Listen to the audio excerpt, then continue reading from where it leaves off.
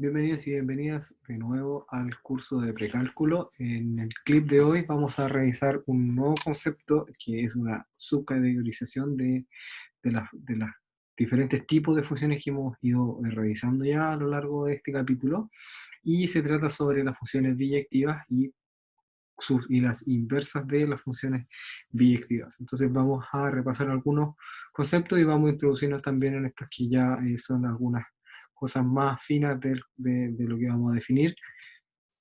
Vamos a definir como álgebra de funciones.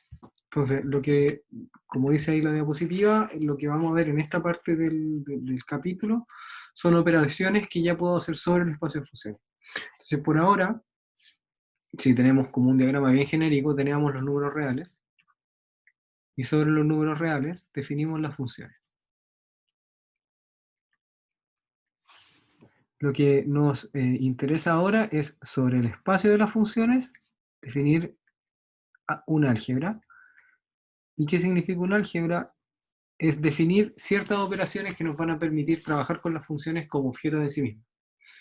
Entonces, por ejemplo, vamos a definir qué es lo que significa sumar dos fracciones, qué significa restar dos fracciones, qué significa componer las fracciones, y cómo debo trabajar con la función como algo bien, como un objeto en sí mismo. Recordemos que la función no solamente era la regla de cálculo, sino que cuando yo trabajo con una función, yo trabajo de un conjunto de partida en un conjunto de llegada, voy a tener ciertas propiedades del conjunto de partida o dominio,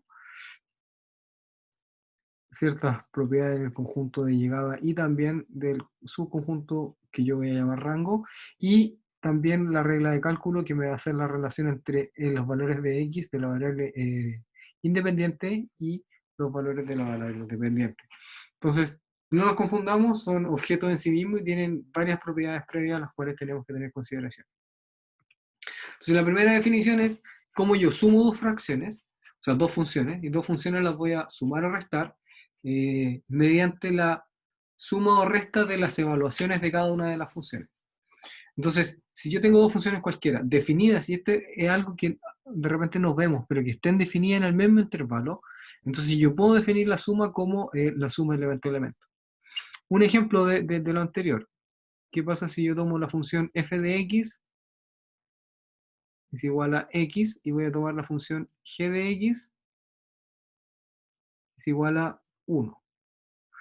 Entonces yo puedo notar que el dominio de f son todos los números reales, el dominio de g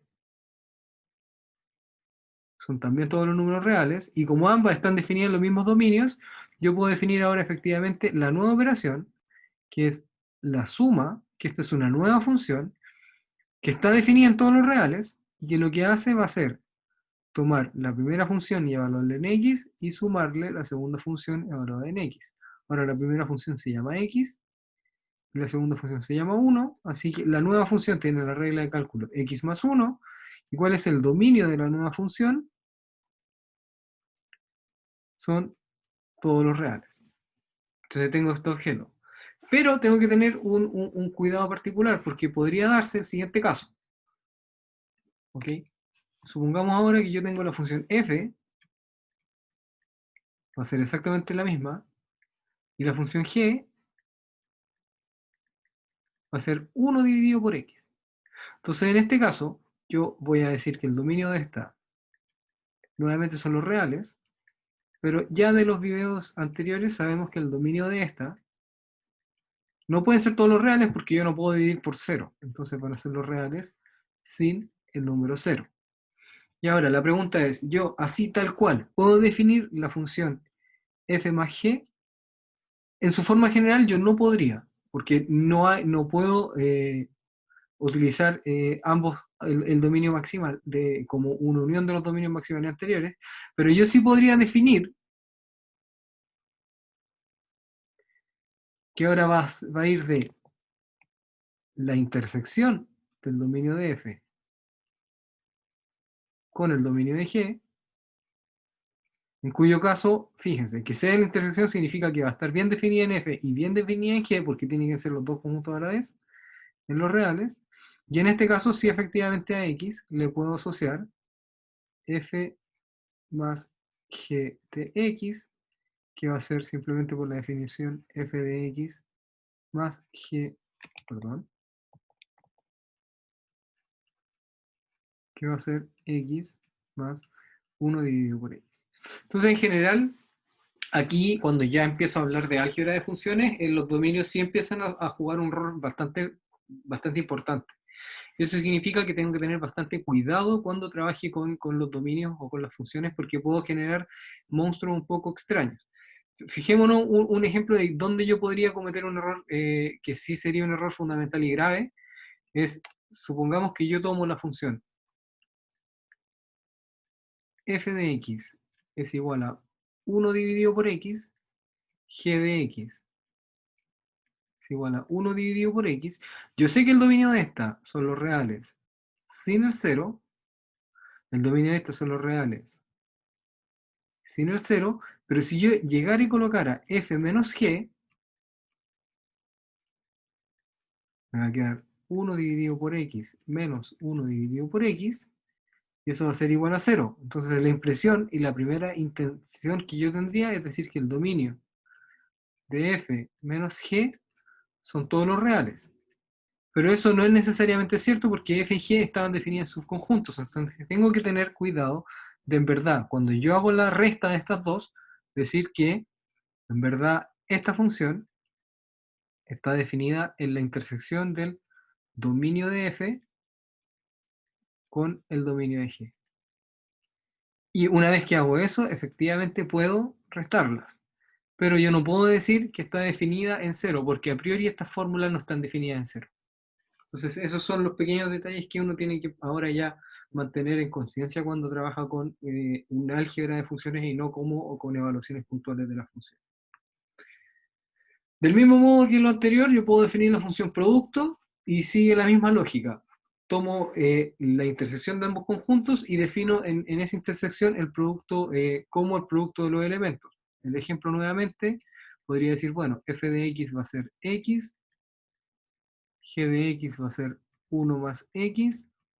Ambas están definidas en el mismo conjunto porque ambas tienen dominio igual a los reales y por lo tanto puedo llegar y definir el producto de f y g como x factor de 1 más x, que en este caso sería x más x al cuadrado. El dominio, ningún problema. Pero notemos que, claro, de nuevamente, podría darse un caso patológico en el cual yo tome estas funciones, f igual a x y g la puedo tomar 1 dividido por x. Si yo llegara y calcular el dominio de la composición, o sea, de la multiplicación, yo diría x por 1 dividido por x. Fácilmente el dominio acá van a ser todos los reales porque la función es esta. Pero tengo que darme cuenta que eso no es cierto. ¿Por qué no es cierto? Porque el dominio siempre lo vamos a definir. El dominio de el álgebra de dos funciones va a ser el el mayor conjunto donde ambas por sí mismas estén definidas, que en este caso lo vamos a ver como el dominio de f inter el dominio de g. Por lo tanto, si yo estuviera trabajando con eso, en verdad la función está definida en lo real sin el cero. Tengo súper claro que la noción no es tan sencilla de verla, pero con práctica vamos a llegar a un comprendimiento real de por qué esta sutileza es importante mantenerla en consideración, y van a aparecer algunas consultas del estilo, ¿es esta función equivalente a 1? Y uno tiene que ahí fijarse si cuáles son los dominios adecuados, porque las funciones, recordemos, no solo son la regla de cálculo, sino que también son los dominios y los conjuntos en los cuales están definidos. Si ambos están definidos en el mismo intervalo, entonces no hay problema. Y la tercera operación básica es el cociente, y evidentemente el cociente va a tener una restricción extra. Voy a decir que la función f dividido por g tiene sentido cuando yo puedo definir f, puedo definir g, pero además exijo que g de x es distinto de 0. Entonces, nuevamente, aquí ya los dominios van a ser aún más restringidos, y el dominio de la composición completa va a ser la intersección de f con g sin el conjunto de g igual a 0. Entonces, el ejemplo de lo que estoy diciendo, f de x lo puedo tomar igual a x más 1, g de x va a ser x menos 1, entonces f dividido por g evaluado en x se va a definir como x más 1 dividido por x menos 1, pero el dominio de f dividido por g va a ser igual al dominio de f inter dominio de g, y a este completo le vamos a sacar el conjunto donde g de x es igual a 0. En otras palabras, el dominio de estos son todos los reales, intersectado con todos los reales, van a ser todos los reales, sacando el punto x igual a 1, que es donde esta función se hace 0. Entonces, en general, definir la división de dos funciones no es problema, el detalle es encontrar los dominios o los rangos donde estas funciones van a tener sentido. ¿Ya? Esa era la primera parte. En general, no hay gran conflicto cuando uno ya toma un poco de práctica con el cálculo de dominio, esto aparece, pero hay un producto de composición que es especial, que es cuando yo defino la composición de dos funciones, que es un producto en sí mismo, y se define como lo siguiente: lo que yo voy a tener ahora es un conjunto, un segundo conjunto donde está definida una primera función, y un tercer conjunto que está definida otra función. Entonces yo lo que quiero hacer es tomar estos valores de x, enviarlos al conjunto intermedio y después tomar ese resultado y enviarlo al conjunto del final. Eso naturalmente se escribe como aparece acá, f de g de x, pero se va a denotar con esta notación, con el circulito. Entonces, esto, lo primero es tener claro que cuando aparezca este círculo y sea bien marcado el círculo, entonces yo voy a estar hablando de la composición, que va a ser distinta de hacer simplemente el producto. Eso es lo primero que es importante tener claro. Entonces, vamos a hacer unos pequeños ejemplos, pero lo que sí es importante es tener que ya los conjuntos de partida y llegada de dominio van a ser cada vez más extraños y más difíciles de poder controlar. Entonces, para poder entender esto, lo mejor que podemos hacer es, bueno, podemos definir el dominio como todos los elementos tales que existen, lo cual está bien, o podemos simplemente hacerlo desde un ejemplo. Entonces, veámoslo a partir del ejemplo para que quede claro. Entonces, hay varias cosas. Lo primero es notar que el producto de composición de dos funciones no es conmutativo. ¿Qué significa eso? Que f compuesto con g no tiene por qué ser igual a g compuesto con f. Entonces vamos viendo. Primero, f de x la estoy definiendo como raíz de x. El dominio de f de x de f son los números reales, reales positivos, incluyendo el 0, que también lo podemos escribir como, mejor, 0, más infinito. G de x lo acabamos de definir como raíz de 2 menos x. Ahora, ¿quién es el dominio de G? Y aquí vamos a hacer un pequeño paréntesis.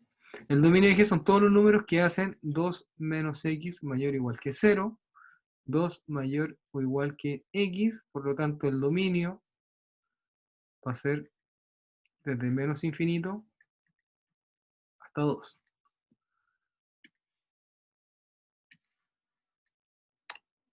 Y ahora vamos viendo, f compuesta con g. ¿Cómo se definía? F compuesta con g de x significa, tomo el punto x, primero le aplico g de x.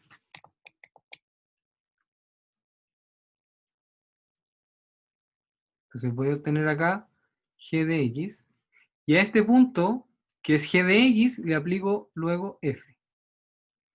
Entonces me va a quedar a g de x le aplico f.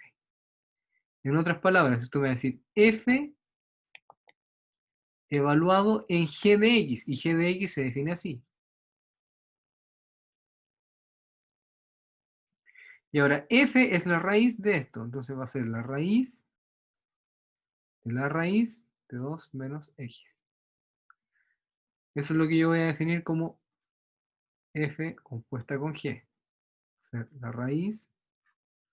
raíz de 2 menos x.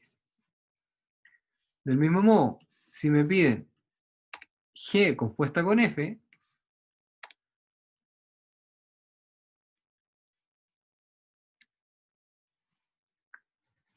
me piden g compuesta con f de x. Entonces lo primero va a ser tomar x y aplicarle f, obteniendo f de x, Y a este f de x le aplico g, obteniendo g de f de x. Entonces, g o f va a ser igual a, si lo escribimos acá, va a ser g evaluado en f de x, g f evaluado en raíz de x, que va a ser raíz de 2 menos raíz de x. Entonces acá me queda raíz de 2 menos raíz de x.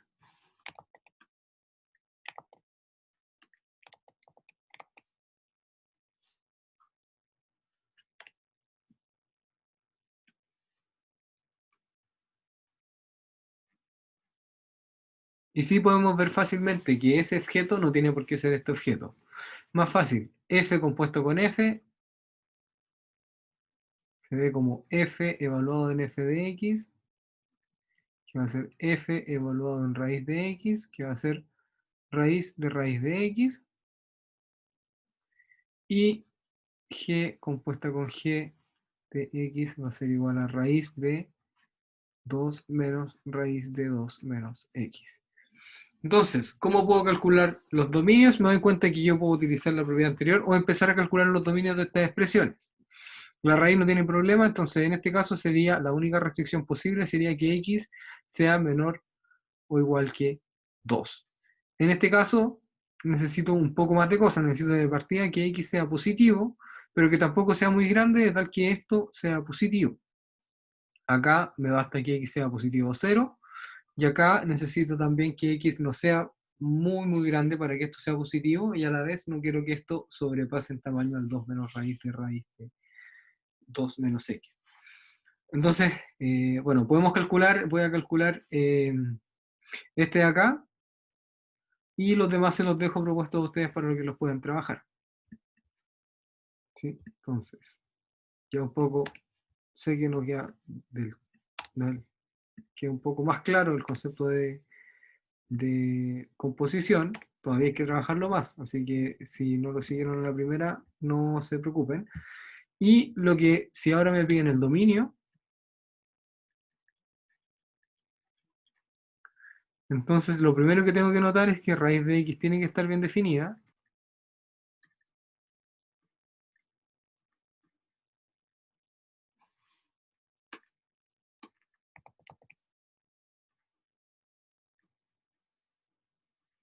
Y para que esté bien definida, esto ocurre si, solamente si x es mayor o igual que 0. Además, queremos que 2 menos raíz de sea mayor o igual que 0. ¿Por qué? Porque si no, no puedo tomar la segunda raíz. Esto sí solo si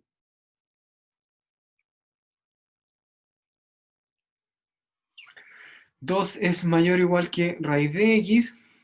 Recordemos que acá estoy trabajando con números positivos, entonces la raíz solo me va a entregar números positivos. Esto es lo mismo que decir que 4 sea mayor o igual que x. Entonces quiero que x sea positivo, quiero que x no sobrepase a 4, por lo tanto el dominio de esta expresión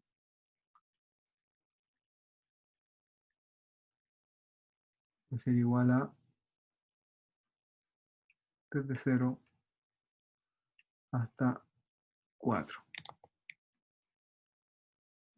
Notemos que en números negativos no puedo colocar, y la raíz la estoy viendo como una función, así que también siempre entrega el signo positivo. Así que por eso fui capaz de hacer esto. Normalmente recordamos que no podía llegar a hacerlo. Y esto tiene sentido, fijémonos. Si tomo un número mayor que 4, esta raíz va a ser en módulo mayor que el 2, y por lo tanto va a ser 2 menos un número mayor que 2, esto va a ser negativo. Si tomo un número menor que 0, esto no está definido, así que aquí me aparece el correcto dominio de la expresión en la cual estoy trabajando. Y podemos notar que este dominio no tiene una relación directa ni con raíz de x ni con 2 menos raíz de x. Así que la recomendación es, cuando me pidan el dominio de una composición, es calcular la composición y ver qué podemos hacer a partir de la expresión final. Un nuevo concepto, el concepto de función inyectiva. Eh,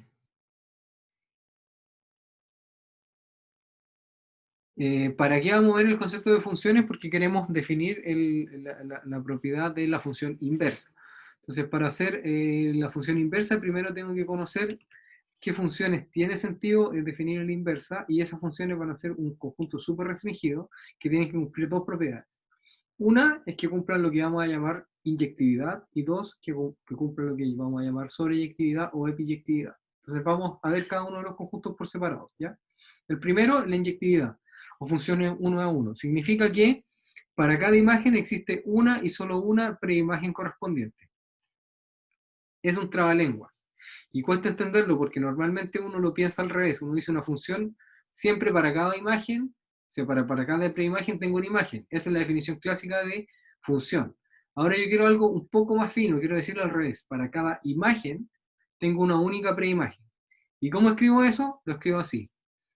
Si yo tengo dos elementos tales que f de x1 es igual a f de x2, entonces los x1 y los x2 son iguales. Esto por contra recíproca es equivalente a la de arriba, pero en general yo les recomiendo trabajar con esta definición de acá. Entonces veamos y apliquemos esta. Si yo tengo la función 2x más 1, entonces me decía, para saber si es inyectiva, lo que tengo que hacer es f de x1, que en este caso va a ser 2x1 más 1, f de x2 es igual a 2x2 más 1, y me dicen, asuma que f de x1 es igual a f de x2. Concluya que x1 es igual a x2.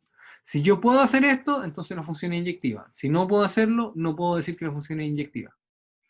Ok, entonces veamos, si f de x1 es 2x1 más 1 es igual a 2x2 más 1, entonces los unos se van, 2x1 es igual a 2x2, los dos se van, x1 es igual a x2. ¿Qué era lo que quería concluir? Fíjense que solo apliqué implicancias, de hecho apliqué equivalencia. Entonces yo efectivamente de que f de x1 igual a f de x2 puedo concluir que x1 es igual a x2. ¿Podría hacer esto para todas las funciones? No. Y de hecho pensemos en una función sencilla. F de x es igual a x al cuadrado. ¿Qué pasa? Si yo tengo f de x1 igual a f de x2, ¿puedo concluir que x1 es igual a x2? Y la verdad yo puedo ver que esta conclusión no es necesariamente cierta, porque yo podría encontrar dos números, f de 1 y f de 2, que hagan lo mismo. Y que de hecho pasa. F de 1 sería 1 al cuadrado 1, f de menos 1 es 1, f de 1 es 1, 1 es igual a 1, pero menos 1 claramente es distinto de 1. Entonces, cuando no puedo concluirlo porque tengo un contraejemplo, puedo decir esto. Cuando quiero demostrar que son inyectivas, tengo que hacerlo de manera general. Un segundo ejemplo, pregunta, ¿es esta función de acá inyectiva? ¿Qué tenemos que hacer? Nuevamente, hacemos f de x1 es igual a f de x2. x1 va a ser 2x1 más 1, va a ser dividido por x1 menos 1, y acá voy a tener 2x2 más 1, dividido por x2 menos 1. De partida podemos notar que el dominio no puede tener al 1, porque en ese caso estaría dividiendo por 0, así que puedo pasar directamente la multiplicación. Me va a quedar 2x1 más 1 factor de x2 menos 1 es igual a 2x2 más 1 factor de x1 menos 1. Multiplico 2x1 x2 menos 2x1 más x2 menos 1 es igual a 2x1 x2 menos 2x2 más x1 menos 1. Ese numerito se va con este numerito se va con este otro, y puedo pasar todos los x1 hacia acá y los x2 hacia allá. Si hago eso me va a quedar 2x2 más x2 es igual a x1 más 2x1, sumo esto, 3x2 es igual a 3 x1, se van los 3, y que concluyo que x2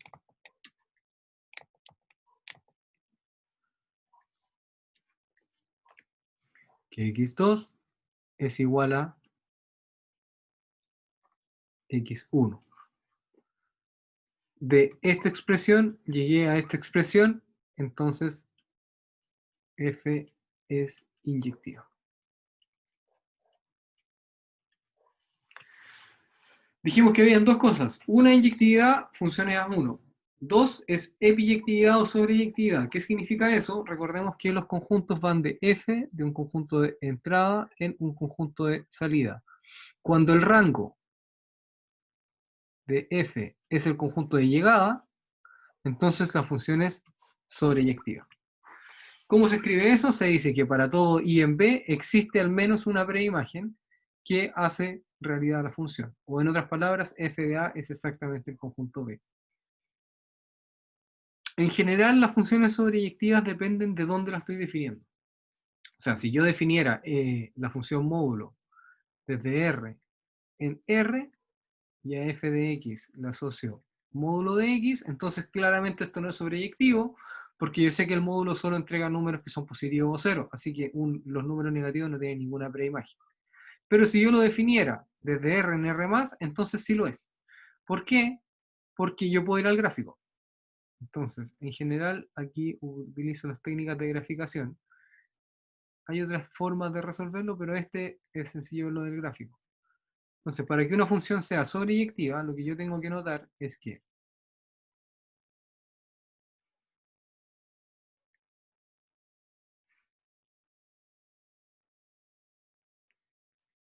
el gráfico, si yo hago la proyección del gráfico hacia el eje de las y, en este caso me va a dar esto, este conjunto incluye el conjunto al cual estoy llegando.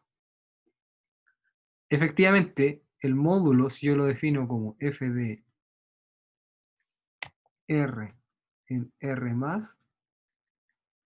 es sobreyectivo.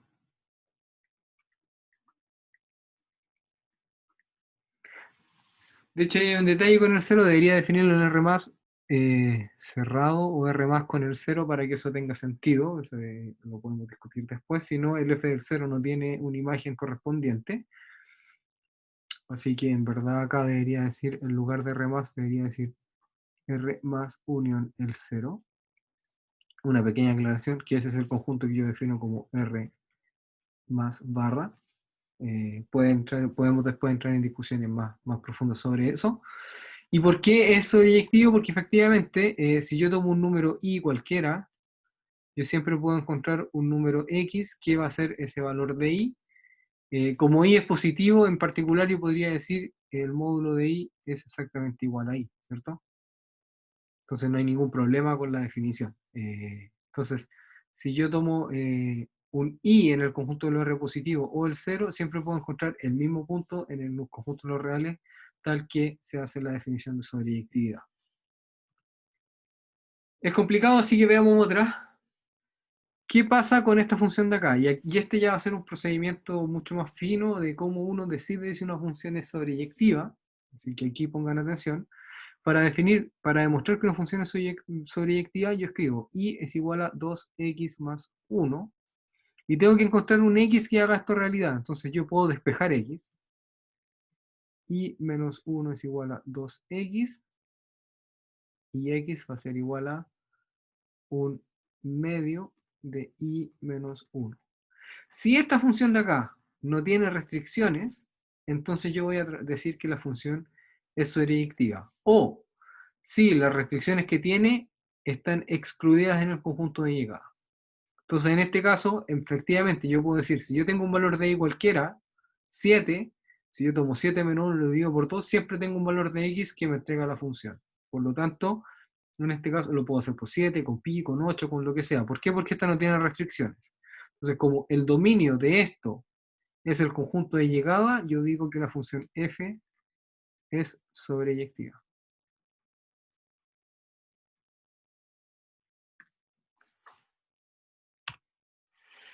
Función biyectiva es cuando cumple la inyectividad y la sobreyectividad a la vez. Por ejemplo, la función 2x más 1, ya vimos que f de x dada por 2x más 1, donde f está definida de los reales en los reales, es inyectiva, lo acabamos de demostrar, y es sobreyectiva, también lo acabamos de demostrar, por lo tanto, f es biyectiva. Y cuando tengo una función que es biyectiva, la gracia es que puedo definir la inversa. Entonces hasta aquí vamos a llegar ahora. Una función inversa se escribe como aquella función que si yo la compongo con f me da y que si yo a f la compongo con f a la menos 1 me da x. O en otras palabras, que si yo tomo un x y lo envío al y, la función inversa va a ser devolverme hacia el x. Una nota, observación importante, no nos confundamos con f a la menos 1 de x, es distinto de decir f de x a la menos 1, que es 1 partido por f de x. Esta notación está diciéndonos que f es la que está invertida, que no es la recíproca. Entonces, no nos confundamos. Acá nos decimos que f de x está 1 partido por. Entonces, esto es una expresión que quiere decir lo que está acá escrito. Entonces, ¿cómo se calculan estas cosas? Por ejemplo, en esta función de acá. Mx más n con m y n reales. ¿Qué puedo decir? Primero, preguntémonos si es inyectiva. Entonces, para ser inyectiva, lo que voy a hacer es f de x es igual a f de x1 es igual a f de x2. Este sí solo si mx1 más n es igual a mx2 más n. Se van los n. Me queda m de x1 es igual a m de x2. Entonces, si m es distinto de 0, entonces x1 es igual a x2 y por lo tanto es inyectiva. Solo cuando, de ahí ya tengo una restricción, solo como m de x es distinto de 0. 2, ¿qué pasa? Puedo yo despejar esta función, y si puedo hacerlo es porque la función probablemente sea sobreyectiva. Efectivamente puedo hacer eso. Nuevamente, si m es distinto de 0, x se va a escribir como i menos n dividido por m. Y nuevamente, como esta no tiene restricciones, efectivamente es una función sobreyectiva, o el rango es todos los reales. ¿Y cómo encuentro la inversa? La f a la menos 1, que es la última parte, la que siempre cuesta. ¿Cómo la calculo de esta expresión de acá? Entonces, para poder calcular la inversa, lo que voy a hacer es escribir la función de esta forma e intercambiar los roles de i con x. Entonces me queda x es igual a m i más n. Si yo despejo eso, me va a dar que i se escribe como x menos n partido por m, y por lo tanto de acá voy a deducir que la inversa de f se escribe como x menos n dividido por m, la cual existe siempre y cuando m es distinto de 0. Eso era, son conceptos un poco más avanzados que los que veníamos viendo hasta ahora, así que es súper recomendable ir a la guía de ejercicios e intentar un poco ir avanzando con eso. Las cosas importantes, bueno, el producto, la suma y la división no son tan difíciles, salvo el hecho de encontrar los dominios en los cuales están definidas, pero aquí es un trabajo de dominios que ya lo venimos haciendo desde antes. La composición es un poco extraña, pero simplemente es decir, f compuesto con g, coloco el objeto que está al final dentro de la primera función. Nuevamente los dominios se calculan de manera particular. Funciones inyectivas son aquellas funciones que hacen lo que está acá arriba. Funciones sobreyectivas son aquellas funciones en las cuales puedo de alguna forma despejar uno en función del otro y no me aparecen restricciones extras sobre la expresión que me queda. Y la función inversa es intercambiar los roles de y con x y por lo tanto despejar la expresión adecuada. Eso era lo que quería compartirles. Muchas gracias por revisar el video. Quedamos atentos a dudas y comentarios. Y nos vemos en una próxima clase del curso de precálculo. Chao, chao.